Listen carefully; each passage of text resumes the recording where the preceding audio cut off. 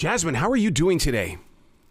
I'm good. I'm good. It's raining in New York City, but other than that, it's a good day. Oh, I love me some rain, man. That means the trees are getting some food. Yeah, and it's been a really dry summer, so I think all the trees really need it. Absolutely. Let's talk about sacred scandal. And the reason why is because there's so much of this, there's history in this. And what I mean by that is that during the 1980s and even into the 90s, we knew of the war that broke out in that part of the world. But we didn't know what was taking place before that. And I could be wrong here, but isn't this what became the war with the Sandinistas? So that's next door in Nicaragua, but it is very, very related and partially like the same causes. Yes. Yeah. I mean, you had me at hello when this first opened up because we don't know about that part of the world. And the Archbishop was so loved. Truly. Yeah. I mean, even now there is a statue of the Archbishop Oscar Romero in Westminster Abbey next to a statue of Martin Luther King. And it is incredible to me that more people don't know about his story. And I say that as someone who didn't know about his story until a couple of years ago. Mm-hmm. So just to give you a little context on all of this, my family is from El Salvador. They immigrated to the U.S. in 1981. And I was the first person in my family to be born in the U.S. I was born in Los Angeles, California. And my parents never talked about Oscar Romero or the war or any of this with me and my sisters. And I think when you're the child of immigrants, sometimes families are leaving something that's so painful behind. And also you're trying to survive the present. There's not a lot of room to talk about the past. And so they really never taught us about this history. And it wasn't until a couple of years ago that I realized who this man was. And I started looking into his story and I was like, oh, he's from the same town as my parents. And well, his name is Oscar Romero and my name is Jasmine Romero. Like, is this man my uncle? Are we related? And so I started looking into his story and I found that not only did my family know him, but that there was an unsolved murder in my family that connected back to his story. And that's really what the show has become. It's this intertwined story about Oscar Romero and about my family. It is so evenly paced out. In other words, you're not rushing to tell this story. You allow us as listeners to physically become part of the story, like we're standing right there with you. Thank you. Yeah, it was important to me that listeners didn't feel bad about not knowing any of this because you're really discovering it alongside me. Mm-hmm.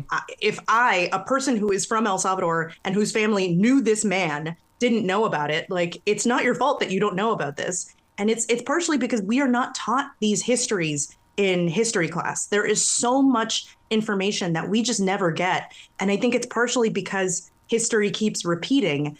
And, if you don't know that this happened, then you think that this is the first time that it's happening, but it's really not. And this history, this story, it keeps echoing into the present. So many things that are happening now connect directly back to this moment in 1980 when Oscar Romero is assassinated while he's preaching on the pulpit. And one of the things that I love you for doing this is because in martial arts, in order to become that third degree black belt, the one thing that they really hit in our hearts was the fact that if you do not tell the story, then what happens is it becomes so lost and so dented by interpretation. And so I feel like that you were called back to this story to make sure that those beyond us are going to get something, we're going to get it straight is what we're going to do. And it's not going to be a dented or a dinged up little situation.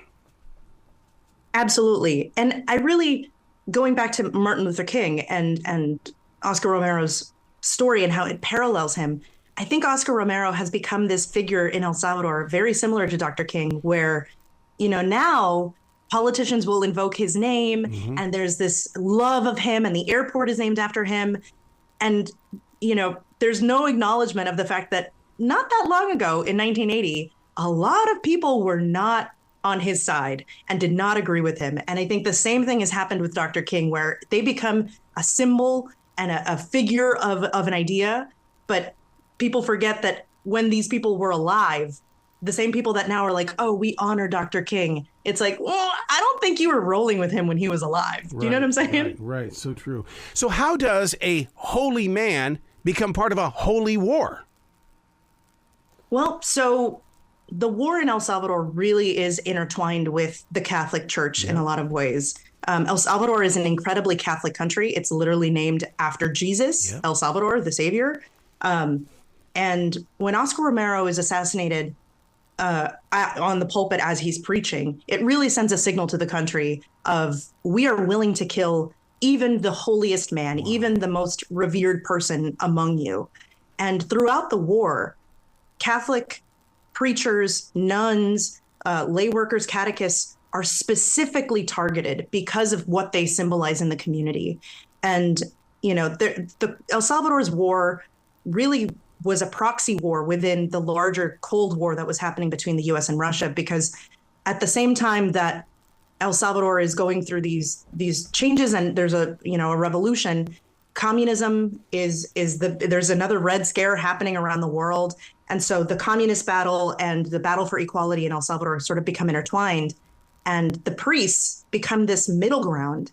And so the government really looks to them to see who they're going to side with. And, El Salvador, the government of El Salvador is very complicit with the death squads that arise that are going out and committing assassinations and kidnappings and tortures in the night. And those death squads specifically target Catholic workers. Oh my God. And so it's an incredible story that I feel like not enough people know about, and that really speaks to the current moment, because when you look at the composition of the US, Salvadorans are the third largest Latino group in the US. Yeah. And a lot of that has to do with people who migrated from El Salvador during this time, my family included. And this involves more than just the Archbishop, because I mean, Margarita disappears with 4 men. There are 4 Catholic nuns that are found dead. I mean, it's like this thing just continued to grow and grow and grow. Yeah, so the show really takes you through the history chronologically, but it also sort of is like an onion where each episode Yep. expands the story a little further. So it starts with the Archbishop's murder and, an introduction to my family. And then we talk about 4 U.S. nuns that were killed in El Salvador, taken by the death squads. And then you go back to my family, because my mom's sister, Margarita, my aunt, who I never got to meet, was kidnapped and murdered by death squads. And her story, I didn't really know the ins and outs of her story. It was this unsolved murder in our family. And it wasn't until I started doing this investigation that I really found the root cause. And I don't want to spoil it for anybody, but it really speaks to how once violence, and so each episode goes expanding the story until we arrive at the present. And so the last episode that we just launched last week is about MS-13 and Barrio 18, the gangs that have really controlled Salvadoran life for the last 30 years. And then this week, we're talking about Nayib Bukele, El Salvador's current president. Yeah, when I got to the podcast about the MS-13, all of a sudden I started looking at our own streets, and it was because that, once again, we don't know the true roots of where all of this started, and I love your honesty and your transparency in this, in allowing us to step into the history that you researched. Yeah, and it just hits so close to home. I think most people in the US, what they know about El Salvador is the gangs. It's been the only story that's been told for so long, is this El Salvador is this violent place with violent people. Yeah. And all of this descends from the Civil War, a conflict that the US is very, very involved in and really funds. But going back to MS-13, my family has people that are in these gangs. We've had people that were killed by the gangs, and we've had people that are in the gangs that are now in jail. And it's a thing that, I don't want to keep telling the same story about El Salvador, but I also have to acknowledge the truth of it, that these gangs have infiltrated every aspect of life and families, normal families like mine. You said this in the very beginning, that you can see today's news headlines and see that what was taking place back in the 1980s is happening even today with the world of religion, with what's going on in Mexico, the groups that are there. I mean, it's all over the place, and it's all happened once before.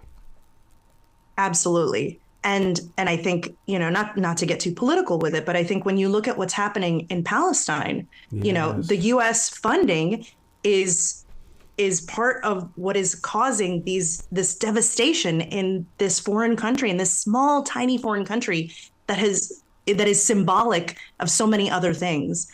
And I think people forget when it's a headline that there are people that that are connected to these places. It's hard to throw a rock in the United States and not hit a Salvadoran. We are everywhere. And, people think that the migration crisis, it's like, it's not happening in a vacuum. It's happening because of U.S. intervention, because of what our tax dollars are funding. And unless we learn about these histories, we can't stop repeating them. And I think a lot of what happened in 1980 reverberates into today. In a really cool way, are you not an activator in the way of activating our hearts into seeing a different kind of story? I hope so. Yeah. I spent the last couple of years working on this. I got to admit, it was really hard. It's hard to go into your own family and ask about, Mom, tell me about your sister that was murdered. Like, it was really dark. But I also am incredibly proud of the work that I did, because I myself didn't realize how alive history is in our current moment, how much it speaks to what's happening now. And I feel like, it's a corny way of saying it, but now I feel like I can see through the matrix, and I can see these same stories of what happened in El Salvador in the stories of what's happening all over the world now. And I can't be blind to it anymore. And I really hope that that's what people come out of this show feeling, is, realizing how much history repeats, and hopefully doing what they can to stop it from repeating, because, the pain and the hurt that happened 40 years ago is still very much alive today. Oh, I know that true. And here's the thing. They always say that what we do today affects the next 7 generations. Yeah, what is this, only generation number 2 or 3? I mean, there's still 4 more that are going to be affected by it. Oh, 100%. 100%. And, when you don't do these investigations, when you don't talk to your parents and your grandparents, you're just carrying around this hurt, and you don't know what it is or why you feel this way or where any of this comes from. I think that's what they say about generational trauma, right? And until you learn about it, you can't really start fixing it in yourself. You can't solve a problem that you don't know you have. And I think until we talk about these things with our families, we don't see it in ourselves. It's funny. My husband, his family came from Europe during the Holocaust, and him watching me do this has really inspired him to start talking to his mom and his family, and to find those lost stories that he's never heard before. How did you stay committed to this? And I'm coming from a podcaster's side, where I meet everybody who thinks they're doing podcasting, but they only do 1 or 2 episodes and then walk away. How did you keep 2 years of your life so focused in on this, and then to have this amazing platform like iHeartRadio to allow you to tell this story? You've got some loyalty and dedication inside your soul. Yeah, well, I have not read a serious book in 2 years. I read a lot of romance novels and comedy. I watched a lot of comedy movies because the work was so heavy that I couldn't engage. My husband was like, let's go see Oppenheimer. And I was like, let's not. I cannot do that right now. I realized that I was carrying the torch of my family. My mom's sister, Margarita, was taken by the death squads. And when you talk about 75,000 people dead, that's a number. My tia Margarita was a person, and her name never appeared in a newspaper. Her death happened in the middle of a very violent time. She is just one of 75,000 people. And I knew that by doing this work and taking on the burden of doing this really sad and heavy work, that I was honoring her life and making her life matter in a way that it hadn't at the time. And hopefully people will see her story in the stories of people in their own families and in the stories of things that are happening now. It's very heavy and serious work. I'm incredibly grateful that iHeart, took a chance on this story and allowed me to sort of peel back the onion on this story. Well, they totally get it. They understand that we all want to hear stories. I mean, even Dolly Parton will tell you that country music is nothing more than a story. This is what happened in Farmer John's backyard, and it's now a country song, and we're all singing it. So, and I think that's what I love about this podcast, is the fact that you are sharing it in story form. You're not sitting there as a journalist reporting the news. You're sharing the story. Well, 100%. And I think there is something really special about the personal connection that I have to this story. So the show is really a mix of personal narrative, history, and true crime as I'm trying to solve these murders in real time as I'm doing this reporting. And I think it's hard to look at someone else's story when they're telling you about their mother, their father, their cousin, these people that are intimately connected to me, and not see your own family. Not everybody goes through a war. I've never gone through a war in my lifetime, but certainly I can connect to the things that my mom went through, leaving the only place that she'd ever known as a teenager with 3 young girls to travel across the border to a place where she doesn't even speak the language. There is so much courage in her story, so much conviction. And it really allowed me to understand my mom in a whole new way, to really hear it from her firsthand. And in her story, I was able to see echoes of myself and to see, oh, that's where I get my courage from, or my determination from,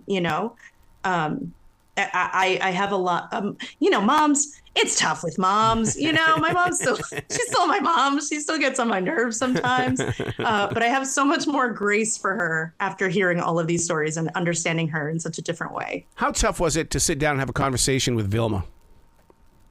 Oh, well, my Aunt Vilma, it's not hard to have a conversation with Vilma, actually, because my Aunt Vilma will have you crying and laughing in the same sentence. She is an incredible storyteller, and she has gone through so much in her life.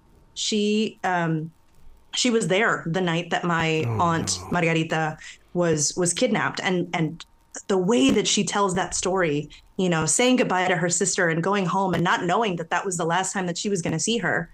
It is she will immediately put you in the moment, and she remembers details like it was yesterday. And to see someone like her who can still smile and laugh even after all that she's been through, it is an incredible experience. And so it was hard to hear these stories. She had me crying in the interview, which did not make me feel like a very serious journalist. She definitely had me crying, but she also would have me laughing the next sentence. And so I am so glad that I was able to share my Tia Vilma's voice with the world, because she is an extraordinary person. Wow. I'm just proud of you for not forgetting or setting aside the history of that part of the world, because it's getting a bad rap right now. And it's like, no. Real people, real lives, have always been a part of that journey forward. And a podcast like this really does introduce us to the lifestyle and to the reality as well. Like you said, laugh, cry, everything. All the emotions are on this podcast. Thank you. I really hope that people could see themselves in my family. Yeah. My family is not any different from any other person's family. My parents wanted good things for their kids. They wanted a regular job that would provide for their family. They wanted to be safe. They wanted a good education for their kids. It's the same thing that every family wants. They just happen to be born in extraordinary circumstances. Yeah. And so the show is really the story of a regular American family trying to survive. And we just happen to be connected to, one of the most important historical figures of the 20th century. So you got to come back to this show anytime in the future. The door is always going to be open for you. Thank you. Hopefully next time we have something happier to talk about. The other thing that I do other than, serious journalistic work is make shows for kids. And I'm working on something about an anthropomorphic booger named Marcus the Mucus. So hopefully next time we can talk about that. I want that story. Well, you be brilliant today, okay? Thank you. You too. Take care.